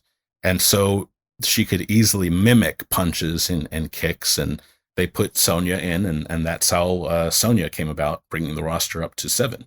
I remember everybody going, oh, there's that kiss of death move, She kisses you once and you die. Oh my God. Yeah. That was it was huge. so cool. And I also, so I talked to developers, I talked to fans just to learn their stories, but I also sought out a lot of pro players. There's 2 twins. Their names are Ryan and Jake Neal. They played contemporary Mortal Kombat games competitively, and then they became commentators at pro tournaments. And on their channel, they actually call themselves, so Ryan is Ketchup and Jake is Mustard. That's because those are the code names for Sector and Cyrax, 2 of the ninjas in Mortal Kombat 3, who are also each respective twin's favorite character in Mortal Kombat mythology. And they actually have videos breaking down Mortal Kombat's mechanics on their YouTube channels. And so I watched those, but I also interviewed them. And I said, so, there's one question, for example, was I said, as a kid, I loved Sub-Zero and Scorpion. Where would they rank in the tiers? And they were like, oh, actually, they're dead last because their recovery is really slow. They have more frames of animations. They don't have quite the reach. And I said, well, who's number 1? And they said, well, so the funny thing is, going into Mortal Kombat 2, and John Tobias confirmed this, Mortal Kombat's arcade cabinets had audits. When there was no one playing, Ed and John could go up to a cabinet, input a secret code, and actually view stats such as who's the most selected character, who's the least selected character. And, again, nothing was connected to the internet. They could only look at their local machines. But according to their audits, Kano and Sonya were the least selected characters. So that's why they were cut from Mortal Kombat 2, but they didn't leave them out completely. You could still find them in the background of one of the stages, which kind of, again, sparked the curiosity of, why are they captured? And, what does this mean for the overall story? But Sonya actually elsewhere was very popular. If you look at I actually included a scan of this in the book, but the MS-DOS manual for Mortal Kombat lists Sonya as one of the most popular characters. And the reason she's number 1 is because with her leg scissors move, her handstand where she flips you with her legs, if you get the timing down right, it is unblockable. You can do that over and over and over and over and over again until you win a round. And so with that, Ryan Neal told me, yeah, Sonya's number one, because if you catch people with that, it's done, you win. And I said, well, what about without the leg grab? And he said, even without that, Sonya's very versatile. Her leg grab is fast, but if you take that out of the running, her ring toss, her projectile is still fast. She has an anti-air flight move that allows her to not only knock people out of the air and keep them away from her, but cross distances. She can literally fly across the screen to stop, say, Sub-Zero and Scorpion players who keep trying to throw ice or the spear at her. And I said, well, what about number two? And they said, oh, Johnny Cage, because his moves are really fast. You can juggle with the shadow kick and the green flame. So it was really interesting learning, kind of clouding or dispelling these misconceptions that I had as a kid. Like, oh, the ninjas are cool, so obviously they're the best. Nope, actually they're the worst. And that was the case in Mortal Kombat 2 as well. Sub-Zero and Scorpion and Reptile were all three kind of near the bottom of the pack. Well, you mentioned the kind of cartoonish vibes previously on like Street Fighter and Ninja Turtles and other stuff like Capcom as well. Was that the first time you saw that digitized style? Because I'd seen that there were previous games, like Bram Stoker's Dracula was one that had that kind of digitized style. Yeah, that was the first time I'd seen it. And over the course of researching Long Live Mortal Kombat, I learned about earlier games. I think I'd seen Narc, but I didn't really think of it as digitized because even then the graphics were pretty cartoonish. I don't know that I'd seen Pit Fighter, which actually predated Mortal Kombat. But its graphics were, no offense to anyone who made Pit Fighter, because I talked to some of those developers as well, but very rudimentary. Mortal Kombat's characters were huge. They were some of the biggest characters I'd seen in our arcade game, video games in general. And they were so smoothly animated. It really did feel like watching a movie. So part of the research for this book was actually tracing the history of digitization. And one of the developers I talked to was Warren Davis, who kind of walked me through his early digitization efforts. And even John Tobias, co-creator of MK, told me, it's definitely up to Warren Davis's technology that made Mortal Kombat possible. Well, I love how technical you got in the book. Can you tell us about the TMC 34010 and how that kind of led to technology that enabled Mortal Kombat? Yeah, it was. So one thing I try to do with all my books is I like to introduce readers to characters first, because that way, even the less technically minded people will find something to latch onto before I wade into the technical details, and they'll still be interested because they will want to know how that affected what these developers are doing and how they used it. And so learning about things like, Midway's different arcade boards, or the Targa board that Warren Davis combined with his custom software, homebrew software, to kind of upgrade Midway's video capture technology for digitization.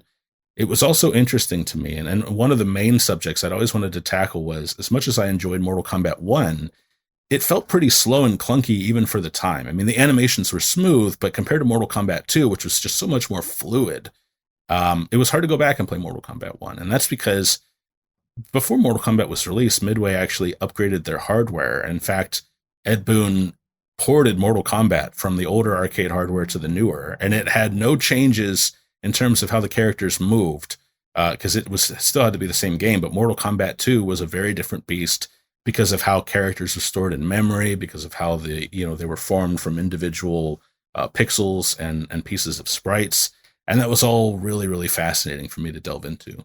And, digitized characters, that's what really made Mortal Kombat stand out from, other contemporaries like Street Fighter 2 in the arcade. Everyone would be like, it's real actors in there, real characters. I mean, what was actually the process of doing that back in the early 90s, of digitizing these characters into a video game?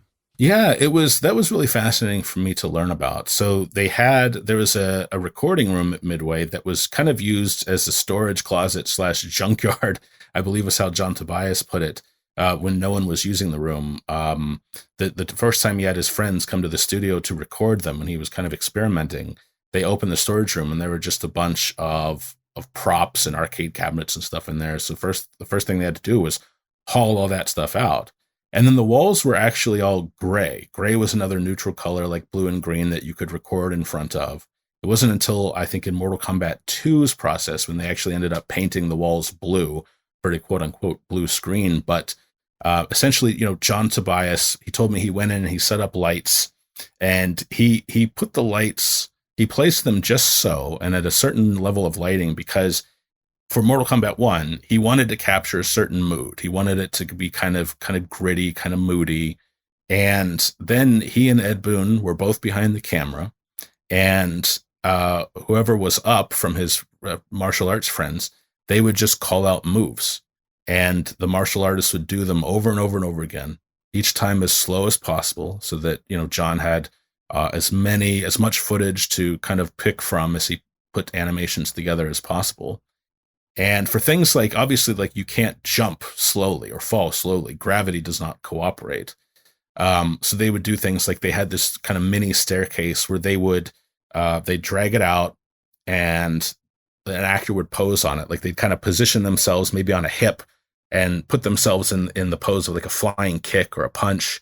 And sometimes they always had another actor on set to kind of help coach each other actor, because the idea was, okay, we'll do one of you, such as Dan Pesina, and then we'll do Rich DeVizio, who's Kano, and we'll bring Dan in as a coach because, Dan's been through this, so he can kind of help explain things to Richard. But also there's actually footage of Dan Pesina crouching beside Rich DeVizio's staircase and kind of holding him up, because Kano's flying kick is such that he's almost leaned sideways. And there were a couple times when Rich DeVizio actually spilled off the stairs because he couldn't keep his balance. But the idea was, hey, hold this pose as long as possible, and also kind of slowly fold and unfold from move to move so that we can capture this on the computer. And then once John had that, the thing about Mortal Kombat 1 was he was recording on VHS, so he had to go in using Warren Davis's Targa software, and he had to clean up the footage. Remember when you'd pause VHS tapes, the screen would kind of shake and you'd get the static from tracking. Yeah. He had to clean that up. He had to remove pixels that weren't the right color around them, and then put those into animation strings. And then he'd give all those to Ed, who would program them into the game and make the buttons actually respond and call up certain animations. And then Mortal Kombat did so well. I think it sold over 26,000 cabinets, which was huge back then, that for Mortal Kombat 2, they got a new camera, a lot of new equipment, and they no longer had to use VHS tapes. They were, I think, halfway or so through the process.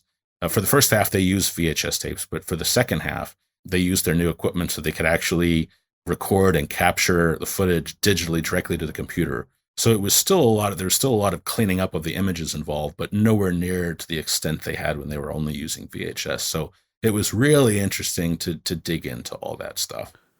Well, fighting games were absolutely huge back then as well. They were kind of king of the game. Everybody was trying to outdo each other with technology. And the kind of main thing that happened with Mortal Kombat was the finishing moves.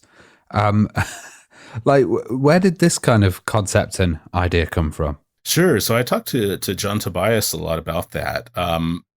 Essentially, he and Ed Boon, the two co-creators, they kind of started this game on their own. They wanted to do a martial arts game. And at first they were thinking of, Midway wanted them to license someone, because actually Mortal Kombat to Midway, they viewed it as just a filler game. They were waiting on NBA Jam and a couple of other big games. They didn't have anything.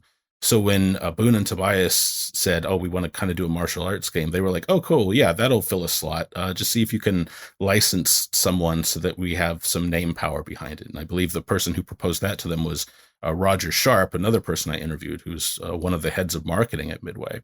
And that idea fell through. And John Tobias said, we're actually grateful to that, because if we would have had Van Damme's name attached to it, maybe we would have had a one hit game, possibly two, and then who knows where the series would have gone. So they were really inspired by a lot of martial arts movies, such as Enter the Dragon with Bruce Lee. And they knew about Street Fighter and they liked it, but they wanted to do a couple of things differently. One was, in Street Fighter, when you have two players throwing fireballs at each other, the fireballs will collide and dissipate. And Mortal Kombat, they wanted to be just nonstop aggression. They didn't want each gunslinger on opposite ends of the screen just throwing fireballs all day. So the projectiles would pass through each other. That would force either one or the other to jump closer and, mix it up with hand-to-hand combat. And they also wanted to kind of stylize the game more, make it really sensational. That's why they added blood, because they figured, more sensation equals more quarters. That was the name of the game at Midway and every other coin-op developer. And the first kind of finishing move they implemented was this beatdown. They taped that with Daniel Pesina, who was the actor and martial artist who played Johnny Cage and the Three Ninjas. And it was just kind of like an automated thing where when you win, you just beat the other guy down. And Shang Tsung, the sorcerer final boss, had a fatality where he would whip out a sword at his waist and decapitate you. And that was also automatic. But then they kind of got to thinking like, well, what if we give each person their own finishing move? And that's where that kind of started. And really, it was just the sky was the limit. And probably also Ed Boon's coding skills were the limit too. But he was pretty slick back then. He'd actually come from a background programming the LED screens of pinball games. And so really anything he and Tobias thought up, they could kind of do. And so the fatalities just got more outlandish, from, uppercutting someone's head off to ripping out their heart to, breathing fire and reducing them to a charred skeleton. And everything was just, how can we make this more sensational? How can we get more people excited about this game and get more quarters? I was wondering, did they have much field testing of the game before release? And did you learn about any changes from feedback people were giving?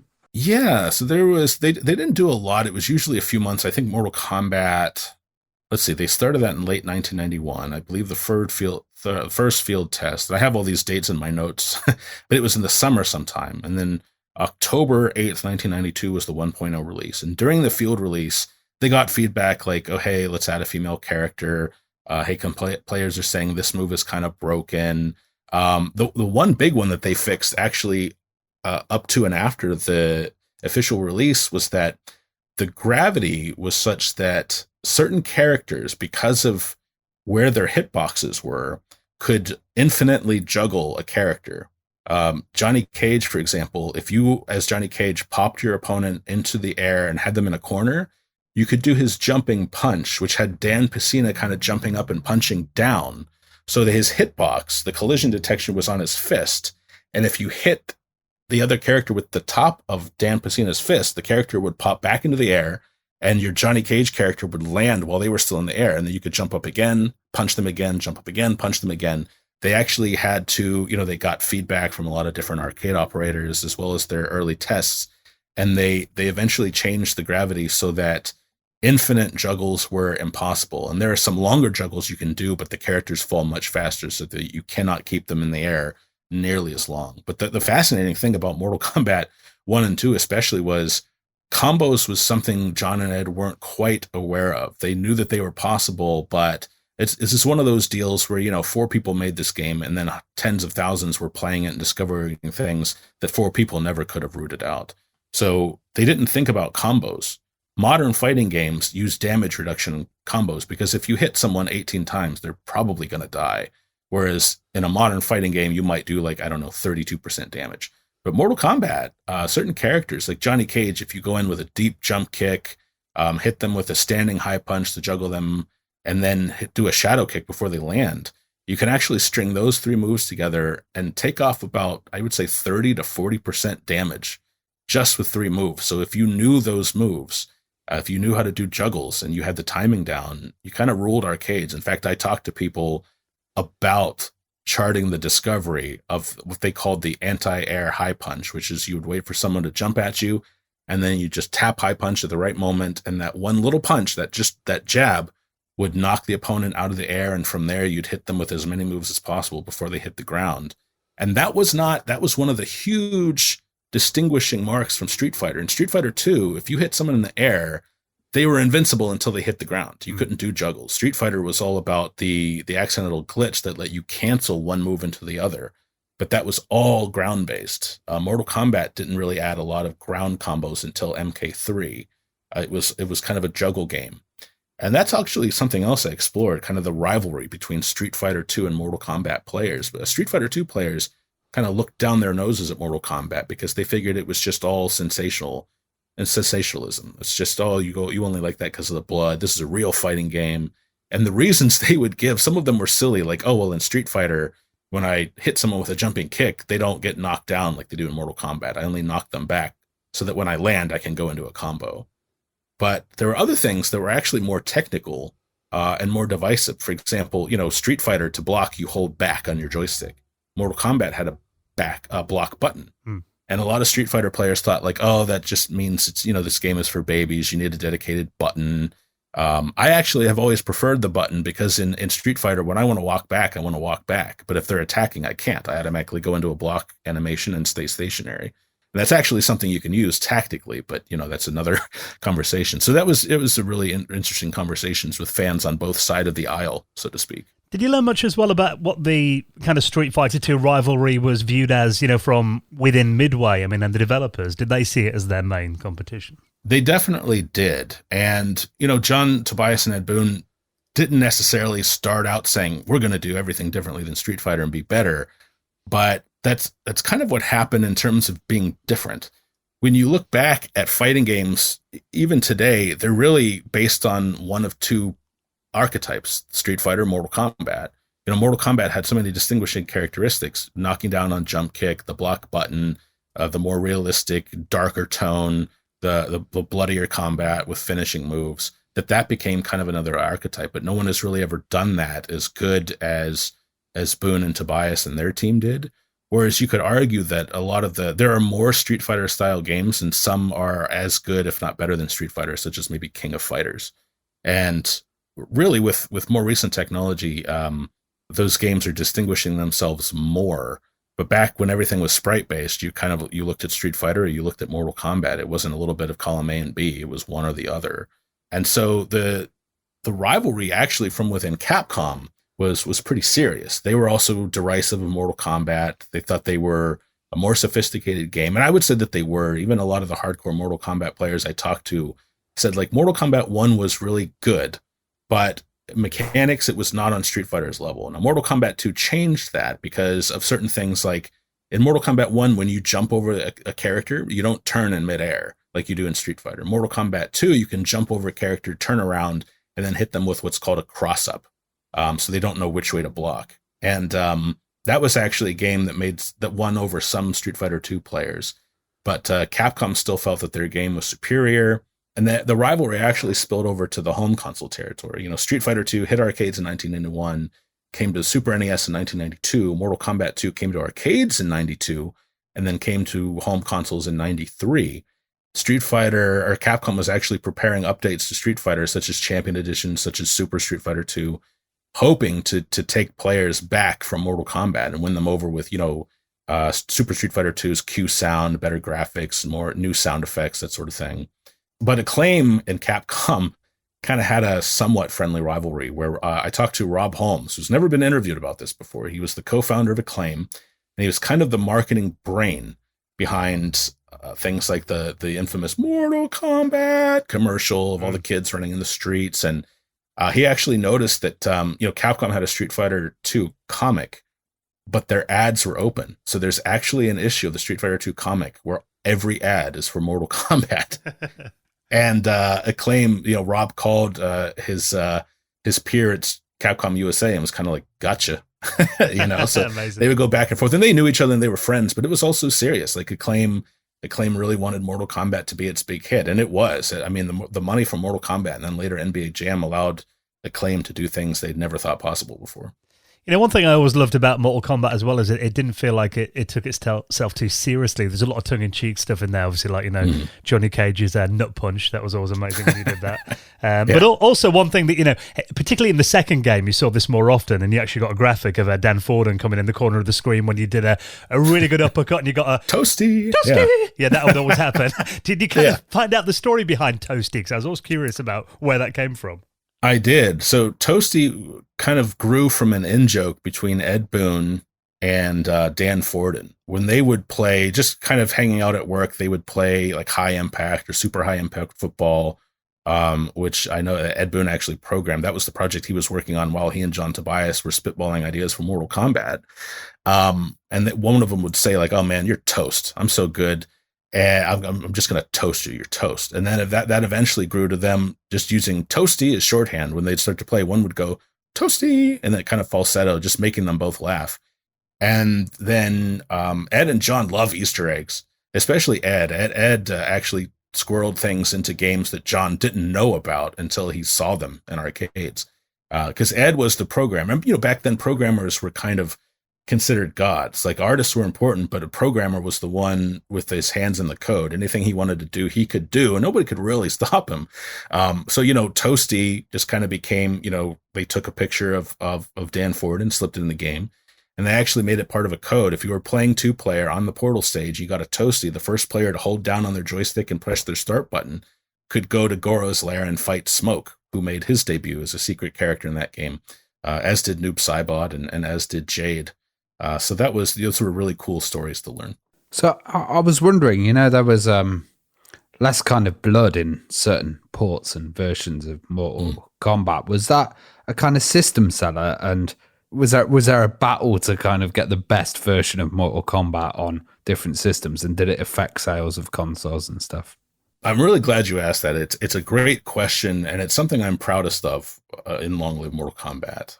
I got so many great stories from Rob Holmes and others from Acclaim, and blood in Mortal Kombat was absolutely a deciding factor in the Sega Genesis version outselling the Super NES port 5-1.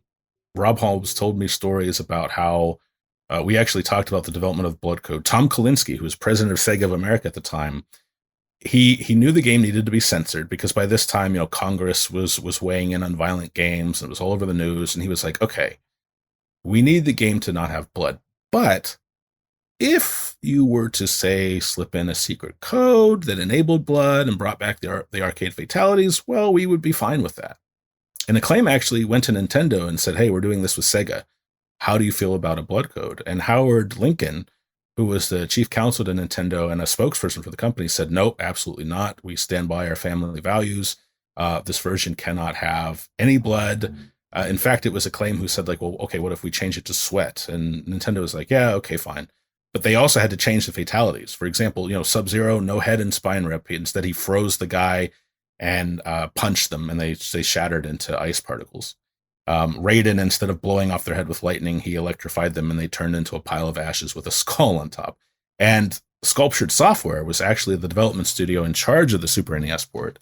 They had to run each fatality they came up with by Acclaim, who had to run it by Nintendo, and Nintendo would give their verdict to Acclaim, who had to give it to Sculptured Software. So it was kind of a game of telephone. And when the Mortal Kombat came out on home consoles, two things happened. One, the uproar around violent video games grew even hotter and louder because of the Sega Genesis version, but also Nintendo got stomped. I mean, like I said, Sega Genesis outsold the SNES version 5-1. And that led to a meeting I don't think has ever been written about, which was at CES 1994 and involved heads of the biggest publishers at the time, including Nintendo, including Sega, including Acclaim, including Electronic Arts. Basically what happened was there was a lot of heated debate because all these guys were realizing, like, hey, we're competitors. But by the time they kind of finished shouting at each other, they realized, you know what, 1 month ago, Mortal Kombat and Night Trap they took center stage at this hearing in front of Congress, which actually became kind of a theater for the next battle between Nintendo and Sega because their representatives were just shouting at each other the whole time. And they realized, you know what, if we don't work together and figure out some way to rate these games, we're going to lose control of our industry, because that's what Congress threatened. They said either you rate your games or we'll do it for you. And Sega and Nintendo were never friends after that. But also everybody in that room realized we got to figure some way to kind of get along, because if we lose control of our games, we're not going to have any artistic creative control. That's where the ESRB came from. And they also met at CES, which also kind of viewed video games as the stepbrother to the stepbrother. They were often just shunted off in corners. Nobody really cared about games. And so that conversation also led to, hey, what if we have our own trade show? And that's where E3 came from. So that was a huge conversation, and I documented it in Long Live Mortal Kombat. Well, David, I mean, we've been speaking for an hour, and I feel like we've definitely only scratched the surface. We haven't even got into Mortal Kombat 2. It's like such a legendary series, and you've actually sent me a draft over of the book, and, it's already at like nearly 750 pages. So yeah. I expect, people who love Mortal Kombat are going to get so much out of these 3 books that you're bringing out. So Long Live Mortal Kombat Round 1. Tell us a bit more about what we can expect from the book and how people can get hold of it then. Absolutely. So Long Live Mortal Kombat Round 1 is coming to Kickstarter on Tuesday, March 22nd. You'll be able to get the book in digital, paperback, or hardcover editions. The standard edition is just the book with the text, black and white, no photographs or anything like that. Very expensive to print. But there's another version called Ultimate Long Live Mortal Kombat Round 1, kind of a play on MK3 and Ultimate MK3, which is a larger book, coffee table style book with glossy paper, tons of full color photographs and screenshots, something that collectors will want to have on their shelves. And you'll be able to back that on Tuesday, March 22nd. And like I said, in the meantime, for any news and updates, follow me on Twitter at davidlcraddock.com or at David L Craddock on Twitter. Well, David, your books are always impeccably researched, and this is a real, the best love letter to Mortal Kombat I've ever seen so far. So I can't wait to see the other volumes as well. And obviously, we'll link up the Kickstarter when it goes live in our show notes and remind everyone when it's there so people can back it. And it's always a pleasure talking to you. Thank you so much for coming on and sharing some memories of Mortal Kombat. It's been amazing chatting. Oh, guys, the pleasure's all mine. I always enjoy these chats. I can't believe an hour's already flown by. So thank you very much for having me. I always enjoy it as well.